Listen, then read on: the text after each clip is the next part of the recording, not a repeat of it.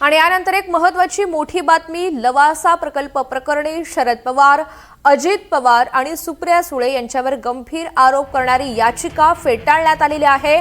सर्वोच्च न्यायालयाने या प्रकरणामध्ये एफआयआर आणि चौकशीची मागणी करणारी याचिका फेटाळून लावली। सरन्यायाधीश सूर्यकांत म्हणाले, आम्ही या याचिकेमध्ये हस्तक्षेप करण्यास इच्छुक नाही। याचिकाकर्त्याच्या प्रामाणिकपणाबद्दल आम्हाला गंभीर शंका आहे। लवासा हिल स्टेशन प्रकल्पासंदर्भात सुप्रीम कोर्टामध्ये याचिका दाखल करण्यात आलेली होती। रामराजे शिंदे आपल्यासोबत आहेत, माहिती जाणून घ्या। तर रामराजे, ही याचिका फेटाळताना कोर्टाने सविस्तर नेमकं काय सांगितलं?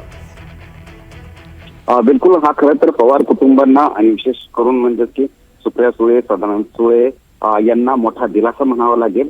कारण कोर्टामध्ये याचिकेमध्ये दोन महत्वाचे आरोप करण्यात आले होते।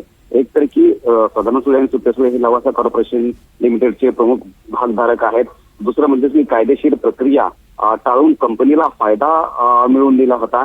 तिसरं म्हणजे की 341 हेक्टर सरकारी जमीन कंपनीला केवळ वार्षिक जे त्यांचं भाडं होतं ते 2.5 लाख रुपयांच्या मोबदल्यात भाड्याने दिली होती, ही लीजवर देण्यात आली होती। आणि चौथा महत्वाचा म्हणजे की तिसऱ्या एका कंपनीनं साधारणतः अंदाजे 5,000 एकर जमीन जी आहे ती खरेदी केली होती आणि ती कंपनी सुद्धा सुळे यांच्या मालकीची असल्याचं सांगण्यात आलं होतं। त्यामुळे हे सगळे आरोप करण्यात आले होते आणि याचिका दाखल केली होती। परंतु याचिकाकर्त्याचा मूळ उद्देश हा स्पष्ट नाहीये असं कोर्टाने सांगितलं आणि ही याचिका फेटाळून लावलेली आहे। त्यामुळे एक मोठा दिलासा पवार कुटुंबाला मिळालेला आहे असं म्हणता येईल।